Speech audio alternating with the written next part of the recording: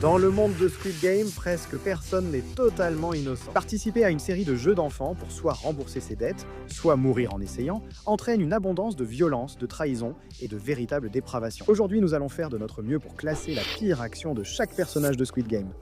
De ceux qui pourraient facilement se racheter à ceux qui ont mérité un aller simple pour l'enfer. Tout d'abord, nous allons parler des personnages qui n'ont pas vraiment de mauvaises actions assez graves pour se démarquer par rapport à leur père.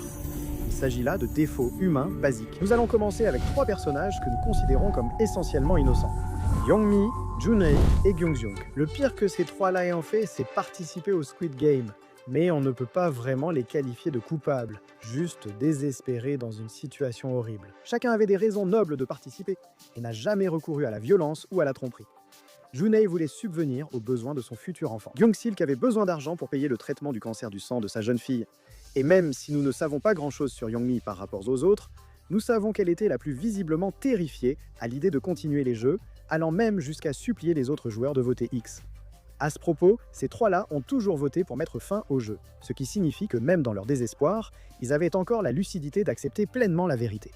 Ce jeu était bien trop tordu pour y participer volontairement. Ensuite vient la véritable légende de la première saison, Ali Abdul, dont la pire faute a été de blesser indirectement son patron. Pendant la période où les joueurs étaient loin du Squid Game dans la première saison, nous avons vu que le responsable d'Ali faisait partie des nombreuses personnes qui profitaient de sa gentillesse. Vous voyez, ce pauvre homme d'affaires surmené était tellement occupé à jouer au solitaire sur son ordinateur qu'il n'avait pas le temps de payer ses travailleurs sans papier. Mais Ali ne pouvait pas ignorer l'enveloppe pleine d'argent sur le bureau, ce qui a mené à une lutte entre les deux et a entraîné la main de son patron dans une machine métallique dangereuse qui a complètement détruit sa main. D'une part, ce qui curieusement est aussi le nombre de mains qu'il reste au patron d'Ali, laisser quelqu'un derrière après une blessure pareille serait normalement quelque chose de vraiment cruel.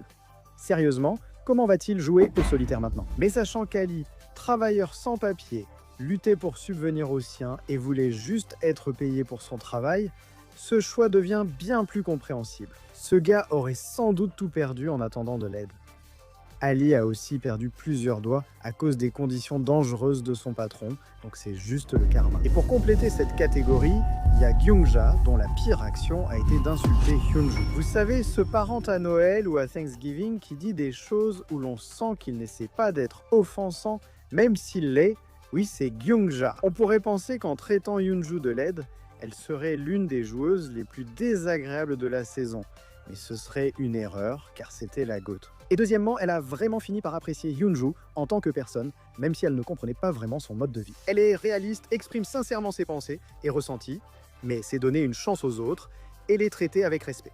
Un équilibre dont nous devrions tous nous inspirer. Passons maintenant aux personnages qui ont commis des erreurs plus graves, mais qui l'ont fait pour des raisons suffisamment valables pour que l'on puisse considérer ces actes comme des fautes compréhensibles. Notre cher et regretté Semi vient ensuite, son pire acte ayant été de manipuler Thanos et Namju. Semi avouait qu'elle s'était alliée à Thanos et Namju uniquement parce qu'ils étaient assez stupides pour se laisser facilement mener. Nous devions le mentionner car cela montre que Semi a un côté manipulateur, mais honnêtement, elle n'a rien fait de réellement manipulateur.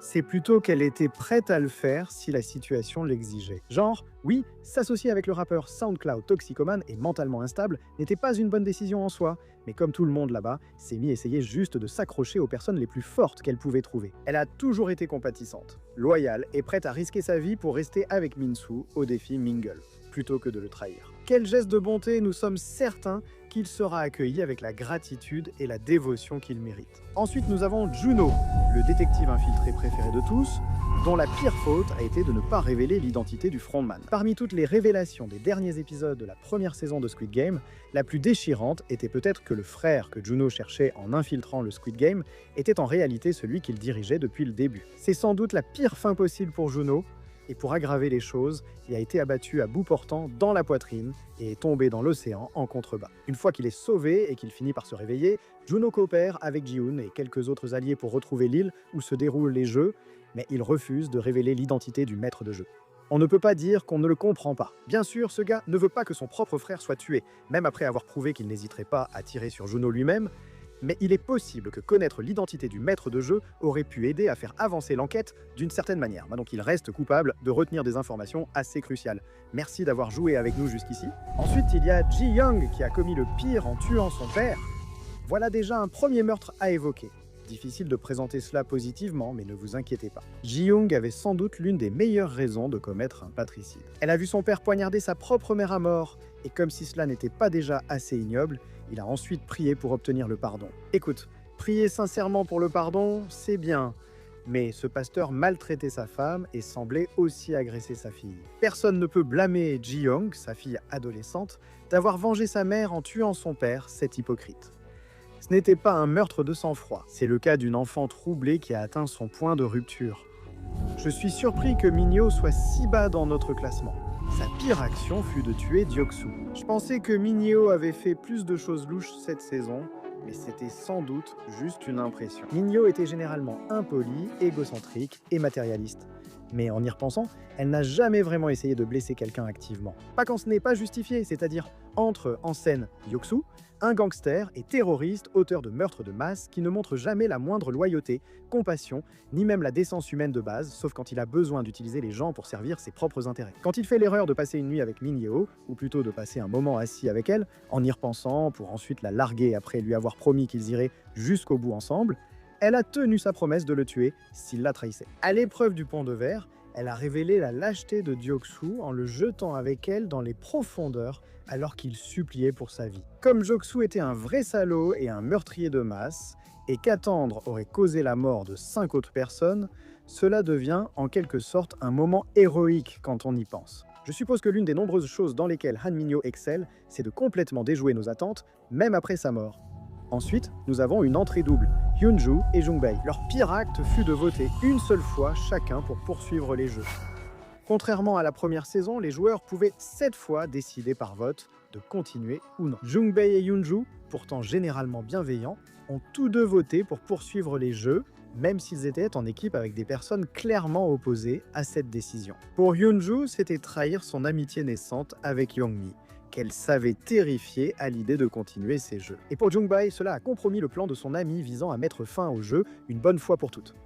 Mais une erreur comme celle-ci, surtout sous une pression aussi intense, n'était pas suffisante pour que nous remettions en question leur moralité. Ils se sont excusés, réconciliés avec leur équipe, ont choisi de voter X et d'aider Gi-hun à organiser sa révolte.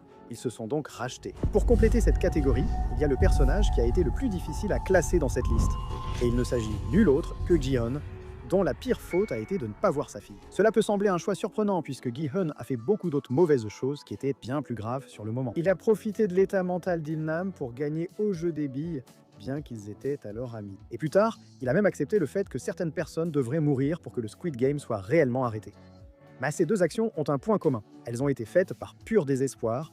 La première, Gi-hun l'a faite pour survivre, et la seconde pour sauver les quelques personnes qu'il pouvait, sachant qu'il était impossible de convaincre toute la salle d'arrêter le jeu. La décision de Ji-hun de retourner dans un lieu aussi terrible pour sauver des centaines de vies innocentes qui n'en savaient rien venait d'une réelle conviction héroïque. Mais cela a eu un coût énorme. Il n'est pas parti aux États-Unis pour voir sa fille, passant plutôt 3 ans en Corée à essayer de retrouver les personnes derrière le Squid Game. Ce n'est pas que Gi-hun ait sauvé ses vies, ce qui le rend héroïque, mais qu'il ne se soit pas vraiment engagé à reconstruire sa relation avec sa fille. Même une semaine aux États-Unis pour rattraper le temps perdu aurait beaucoup compté pour elle, et il peut se le permettre maintenant, ce qui rend plus frustrant qu'il ait négligé sa fille. Il faut aussi considérer ses sentiments. Cela peut venir de la culpabilité d'avoir privilégié ses besoins aux siens, ou du désir de la protéger de la vie dangereuse qu'il mène. Même ainsi, sa fille ne sera une enfant que pour un temps limité, et le fait qu'il n'ait probablement pas, ou très peu, de relation avec elle pendant cette période est assez triste. Nous espérons une réconciliation, mais pour l'instant, le point faible de Gi-hun reste son rôle de père, même s'il est loin d'atteindre la bassesse morale des autres personnages. Ces hommes et femmes ont commis des actes assez graves pour remettre en cause leur personnalité, mais pas au point de les condamner totalement. Leurs actes sont terribles mais pardonnables. Pour ouvrir cette section, voici Seon-nyo, la nouvelle venue la moins appréciée de la saison 2, surtout pour avoir maudit ses anciens alliés. Après avoir été exclu du groupe pendant un tour dans le jeu Mingle, Seon-nyo décide qu'il faut que ses coéquipiers traîtres, qui ont commis le terrible crime de jouer selon les règles. Elle décide de les maudire dans l'espoir qu'ils meurent. D'un côté, c'est un acte plutôt inoffensif dans un sens objectif. Je doute que les paroles négatives de la chamane éliminent Hyunju et son groupe du jeu. Mais d'un autre côté, vu à quel point elle est délirante, On peut dire sans risque qu'elle avait vraiment l'intention de les faire tuer. Aussi absurde que cela semble, ce sont plusieurs tentatives de meurtre en une.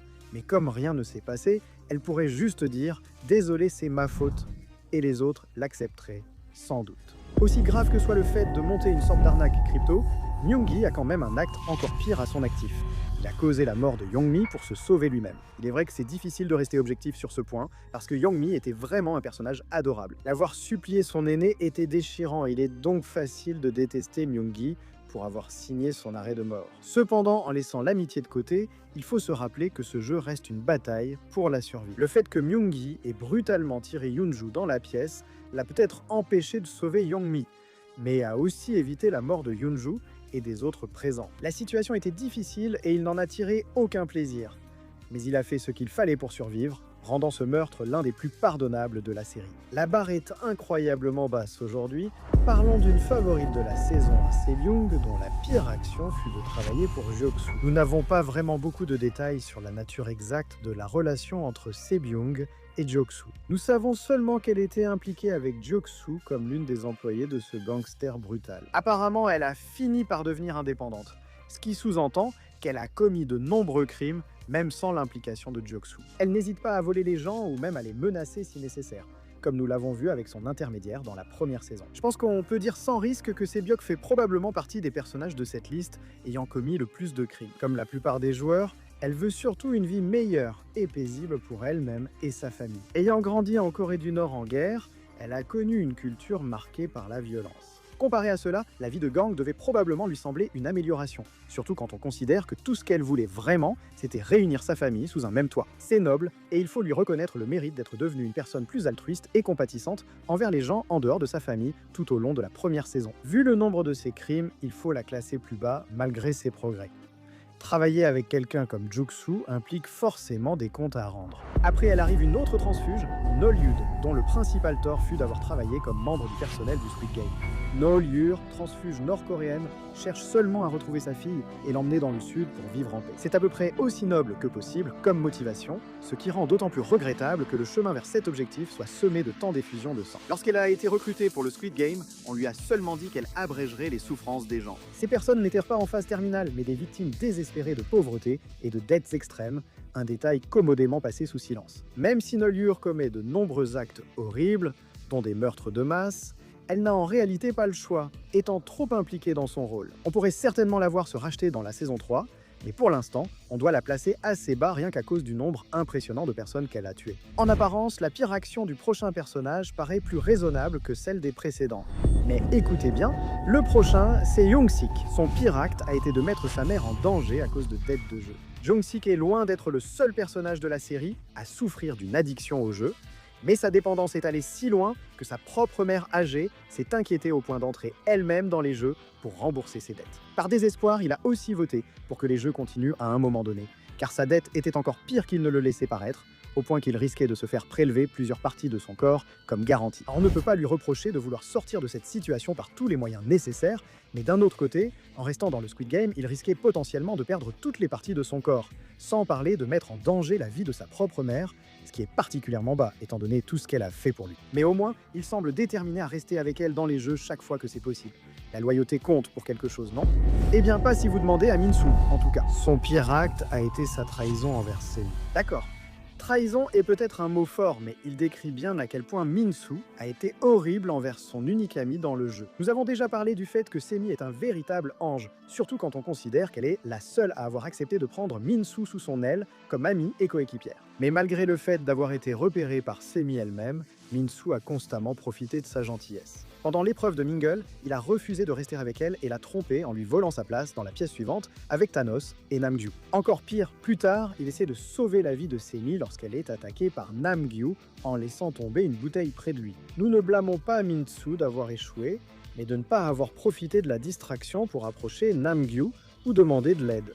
Il reste assis et laisse son unique ami se faire tuer par un de ses harceleurs. Son instinct de survie est compréhensible, mais sacrifier autrui pour y parvenir en fait l'un des personnages les moins appréciés de la série. Aussi, pour ceux qui continuent à avoir pitié de lui, rappelez-vous, cet homme a 27 ans.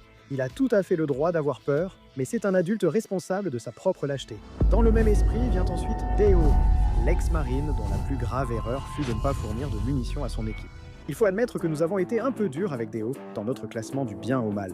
Mais même s'il était globalement un type sympa, il est difficile d'ignorer une erreur aussi colossale que celle qu'il a commise lors de la finale de la saison. Envoyé chercher des munitions pour ses alliés, Deo a été paralysé par un stress post-traumatique ou une crise de panique et n'a pas pu livrer les munitions. Les problèmes de santé mentale et les traumatismes sont graves, donc on ne blâme pas Deo, mais il avait servi chez les Marines et en était fier. Quand le moment est venu pour lui de mettre à profit son entraînement, il était resté paralysé et a fait perdre un temps précieux à ses amis, ce qui a finalement contribué à la mort de certains d'entre eux. C'est l'un de ces actes qui pourrait finir bien plus haut ou plus bas dans la liste selon la suite de la série.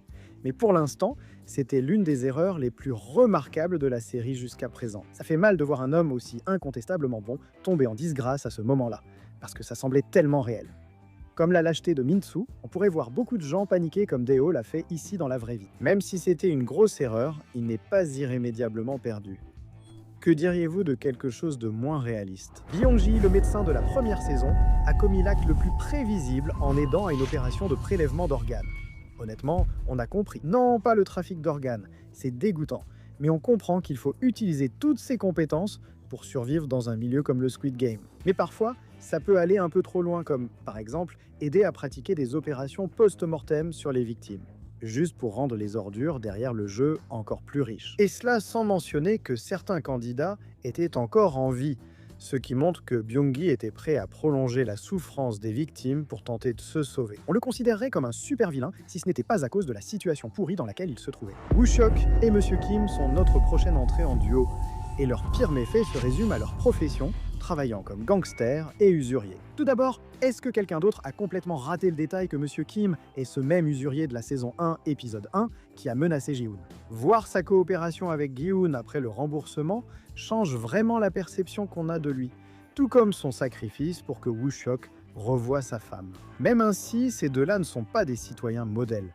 Ils demeurent des gangsters prêts à privilégier l'argent à la vie et à commettre divers crimes contre rémunération, sans être foncièrement mauvais. En fait, Woo-seok semble être sur la voie d'une sorte de rédemption, mais on ne peut toujours pas les qualifier d'innocents étant donné que leur métier est l'un des plus impitoyables qui existent, et qu'il a fait du mal à beaucoup de personnes vulnérables au fil des années. Nous arrivons maintenant aux personnages ayant commis des actes vraiment impardonnables. Ce sont le genre de méfaits qui vous garantissent pratiquement une place dans la catégorie des mauvais ou des méchants dans notre format habituel, et pour le Squid Game, il y a beaucoup de personnes qui correspondent à cette description. Premier de cette catégorie, Thanos, qui a tué plusieurs joueurs dès le début lors du jeu 1, 2, 3, Soleil. Ce moment du premier jeu a définitivement levé tout doute sur le fait que Thanos était un méchant. Ayant appris que se cacher derrière d'autres joueurs et avancer en file indienne favorisait la survie, Thanos a rationnellement poussé plusieurs personnes devant lui, sans même leur dire que c'était juste une blague.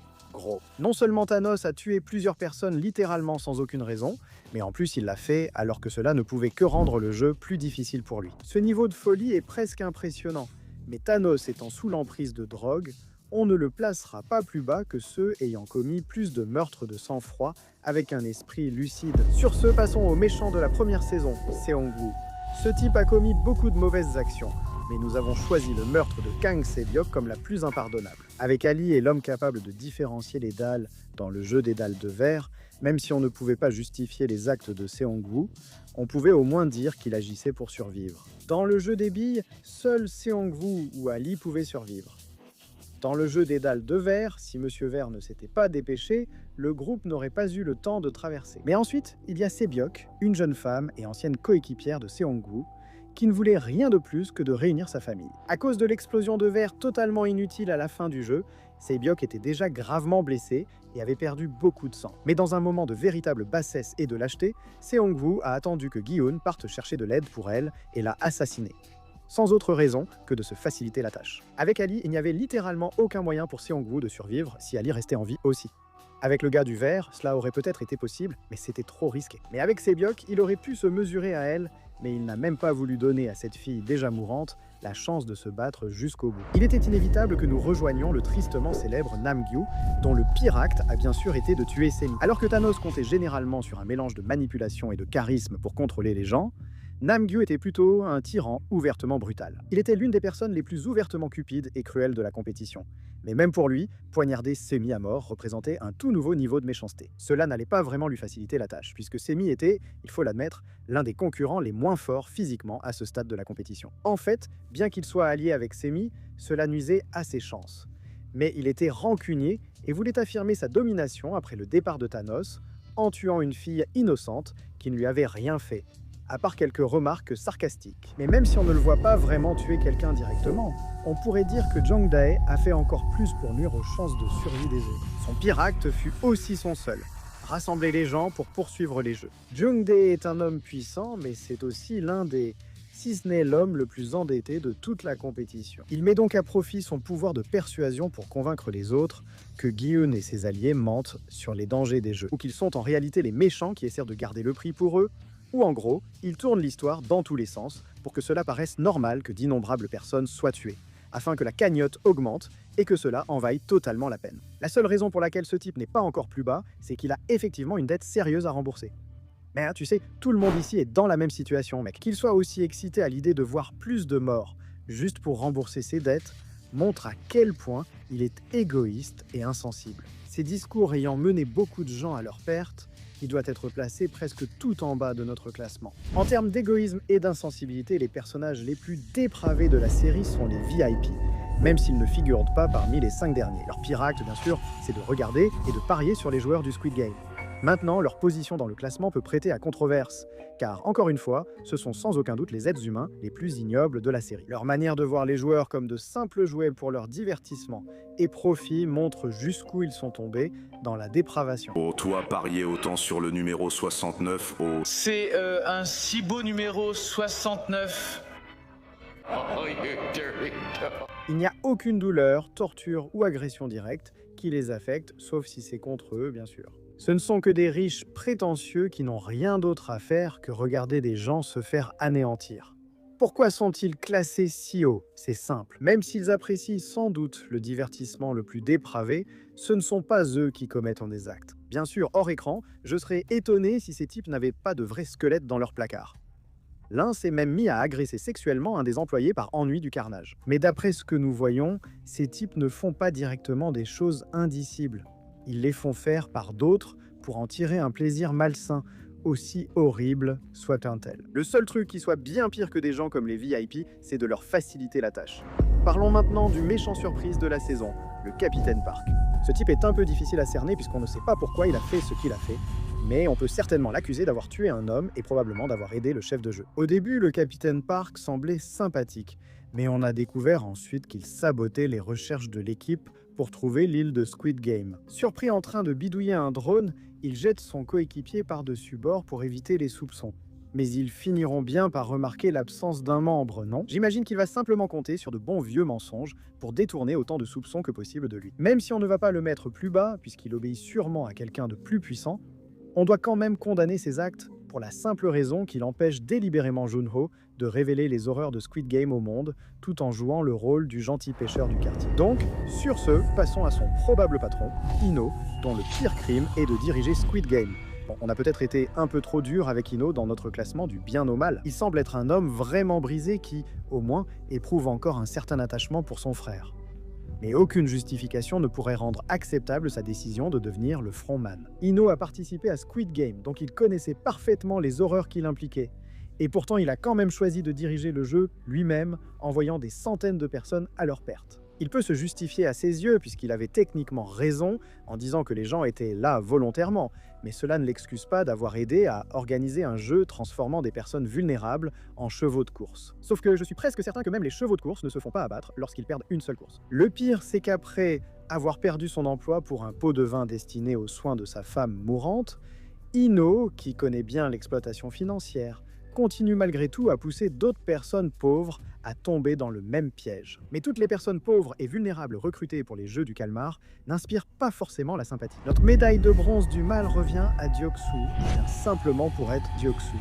Oui, je sais que ça peut sembler méchant de le dire comme ça, mais franchement, mec, ce type est un gangster qui a tué de nombreuses personnes et qui a été montré en train de rire du malheur des autres, allant même jusqu'à se moquer de 69 qui s'est pendu à cause de la culpabilité qu'il ressentait après la mort de sa femme. 69. Dioksu est du genre à tuer quelqu'un juste pour un regard, s'il en a envie.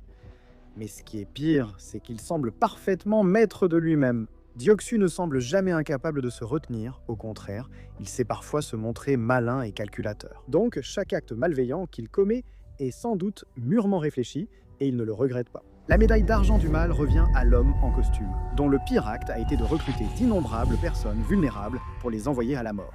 L'homme en costume a été développé au début de la saison 2, et franchement, il était encore plus fou qu'on ne l'aurait imaginé. Il a autrefois travaillé comme l'un des membres du personnel à capuche rose au sein de Squid Game, exécutant les joueurs qui devaient être éliminés pour avoir perdu à un jeu. Tout cela a atteint son paroxysme lorsqu'il a croisé son propre père, et le voir supplier pour sa vie n'a absolument rien changé. En fait, ça l'a même encouragé. Ne rien ressentir face à la peur de son père l'a poussé à poursuivre les meurtres et à recruter des personnes vulnérables pour participer à Squid Game, cherchant toujours plus de victimes. L'homme en costume n'avait pas de dettes extravagantes à notre connaissance, ce qui le distingue du personnel déjà tordu qui fait tourner Squid Game. Même si le nombre de victimes de l'homme en costume est effrayant, il reste clair qui a commis l'acte le plus révoltant de l'histoire de Squid Game. Ce déshonneur revient à Il-Nam, dont le pire acte a bien sûr été de fonder Squid Game. Comme nous regrettons les 6 épisodes où Il-Nam paraissait un vieux monsieur farfelu et gentil atteint d'une tumeur au cerveau. C'est un bon garçon. En réalité, c'était bien un homme avec une tumeur au cerveau, mais il n'était ni farfelu ni gentil. En tant qu'ancien usurier, mec, c'est un thème fréquent dans cette série. Il-Nam avait de nombreux clients riches qui se plaignaient de s'ennuyer. J'ai tout cet argent et je ne sais pas quoi en faire et j'ai faim. Là-bas? Alors, Il-Nam, dans sa grande sagesse, a dit « Et tu sais ce qui serait amusant ? Et si on prenait 456 personnes, qu'on les manipulait pour qu'elles jouent à des jeux d'enfants pour de l'argent, et qu'on les tuait si elles perdaient ?» Ainsi, l'origine tordue de Squid Game a été gravée dans le marbre.